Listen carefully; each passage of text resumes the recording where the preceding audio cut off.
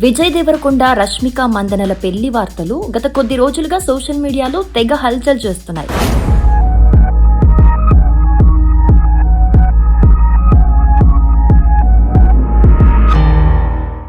వీరిద్దరూ త్వరలోనే ఒక్కటవుతున్నారనే ప్రచారం జోరుగా సాగుతుండగా తాజాగా నెట్ఫ్లిక్స్ ఇచ్చిన ఒక భారీ ఆఫర్ ఈ చర్చను మరింత వేడెక్కించింది.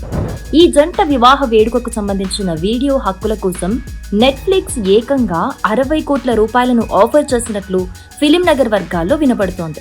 గతంలో నయనతార వివాహ డాక్యుమెంటరీ కోసం ఇచ్చిన మొత్తం కంటే ఇది దాదాపు రెట్టింపవటం విశేషం.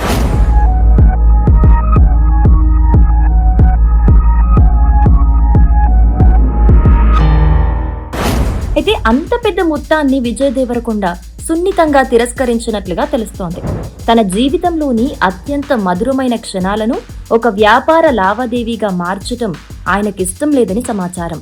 పెళ్లి అనేది పూర్తిగా వ్యక్తిగతమైన విషయమని, ఆ వేడుక కేవలం కుటుంబ సభ్యులు మరియు సన్నిహితుల మధ్య ఎంతో ప్రైవేట్ గా జరగాలని విజయ్ భావిస్తున్నట్లుగా ఆయన సన్నిహిత వర్గాలు పేర్కొంటున్నాయి.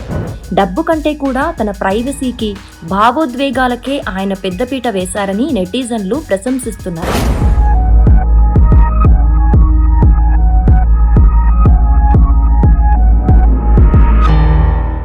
ప్రస్తుతానికి వీరి వివాహంపై ఎలాంటి అధికారిక ప్రకటన రానప్పటికీ ఈ నెల 26న ముహూర్తం ఫిక్స్ అయిందని ప్రచారం జరుగుతోంది.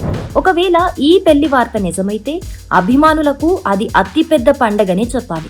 ఒకవైపు ఈ ఆఫర్ తిరస్కరించిన వార్త హాట్ టాపిక్ గా మారగా, మరోవైపు ఈ క్రేజీ కపుల్ ఎప్పుడు తమ బంధాన్ని అధికారికంగా వెల్లడిస్తారా అని అందరూ ఆసక్తిగా ఎదురుచూస్తున్నారు.